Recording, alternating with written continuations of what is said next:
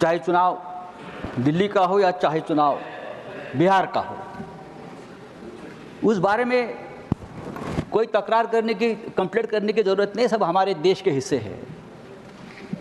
अब बिहार का चुनाव है तो बिहार के लिए अगर बजट में कोई ज़्यादा दिया है तो हम उसका स्वागत करेंगे, लेकिन उसके साथ सभी राज्यों को भी अपना हिस्सा मिलना चाहिए।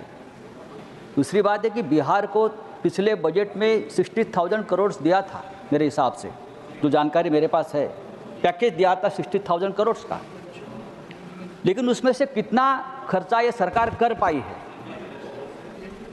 600 करोड़ भी अब तक खर्चा नहीं हुआ है, ये जानकारी किसी ने दी है। अगर ये है तो पैकेज पे पैकेज देकर किसी राज्य को आप इस तरह से अपने कर्ज में या क्यों दबाव में आप लेना चाहते हो?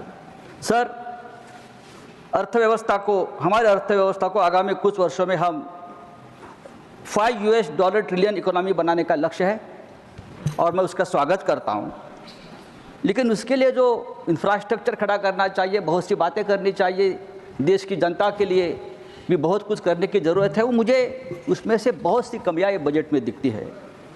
किसानों का इनकम डबल करने का वादा आप हमेशा करते आए हैं, लेकिन इस बारे में इस बजट में कोई खास योजनाएं नहीं है। कम से कम मिनिमम सपोर्ट प्राइस की जो मांग है किसानों की, और उसके लिए आज भी पंजाब का किसान आंदोलन कर रहा है, ये घोषणा तो आप इस बजट में अगर करते तो ज़रूर हम उसका स्वागत करते। सर, देश की अर्थव्यवस्था बहुत बड़ी है हमारी, फिर भी हमारे देश की अर्थव्यवस्था आज भी कर्ज में डूबी है। भारत सरकार पर लगभग 185,000 करोड़ का कर्ज आज भी है, और फिर भी सरकार ने कुछ गिने चुने उद्योगपतियों का लगभग 16 लाख करोड़ का कर्ज माफ़ किया, लेकिन किसानों का कर्ज अब तक हम माफ़ नहीं कर पाए हैं। हमारी पूरी अर्थव्यवस्था 325 लाख करोड़ की है, और ये जो कर्ज हमने माफ़ किया है ये अर्थव्यवस्था के 50% के बराबर है। देश के हर व्यक्ति पर आज भी 1.25 लाख रुपए का कर्ज है।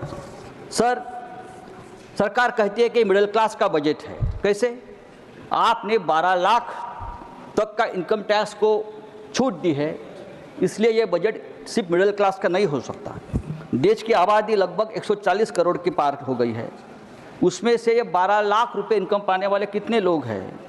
इनकम टैक्स से ज़्यादा परेशान अगर आज लोग हैं तो वो जीएसटी से है। जीएसटी का भी सीधा असर इस देश के मिडिल क्लास पर हो रहा है। लोग मार्केट में जाते हैं, रोज़ लगने वाला सामान खरीदते हैं, और हर सामान पर ये कॉमन लोगों को जीएसटी पे करनी पड़ती है, और इसलिए महंगाई बढ़ गई है। अगर आपने इनकम टैक्स के साथ साथ जीएसटी के ऊपर भी कोई अच्छा एक पैकेज दे देते मिडिल क्लास के लिए, तो ये देश की जनता सचमुच खुश रहती, क्योंकि आज जीएसटी की वजह से महंगाई बढ़ी है, जीएसटी की वजह से व्यापारी खुश नहीं है, जीएसटी की वजह से बहुत सा एक बड़ा वर्ग है वो अपना कंजम्पशन कम कर रही है। ये सभी बातें हैं वो जीएसटी से जुड़ी है, लेकिन जीएसटी को आपने कोई कॉमन पीपल को जीएसटी के बारे में कोई आपने कंसेशन नहीं दिया है। दूसरी बात है सर कि आपने मिडिल क्लास की अगर आप बात करें तो आज भी ये सरकार 85 करोड़ लोगों 85 करोड़ लोगों को फ्री रेशन दे रही है, तो ये सभी लोग बिलो पॉवर्टी लाइन है, तो उसका मतलब है उनके पास कोई इनकम नहीं है। देश में 15% लोग ऐसे हैं जिनके पास कोई काम नहीं है, वो बेरोजगार है पूरी तरह से, उनका कोई इनकम नहीं है। और हमारे वित्त मंत्री ने अपने भाषण में बेरोजगारी के बारे में कोई न योजना दी है, न बेरोजगारों का कोई नाम लिया है। देश में महंगाई बढ़ रही है, उस बारे में कोई योजना नहीं है कम करने के लिए। रुपया दिनों दिन गिर रहा है, उस बारे में कोई मजबूत योजना नहीं हमारे पास। तो ये सभी बातें अगर हम देखें तो दिखावा ज़्यादा है इस बजट में, दिखावा ज़्यादा है, शो ज़्यादा है, और ये इतना शो है कि ये शो देखकर लोग भूल जाते, लोग भ्रमित हो जाते हैं, बड़ी बड़ी आप भाषण करते हैं। अच्छी बात है, सरकार है, लेकिन मैं हमेशा कहूँगा जब तक इस देश में मिडिल क्लास जिंदा है तब तक ये देश जिंदा रहेगा, क्योंकि ये देश में लड़ने वाला जो आदमी है वो मिडिल क्लास है।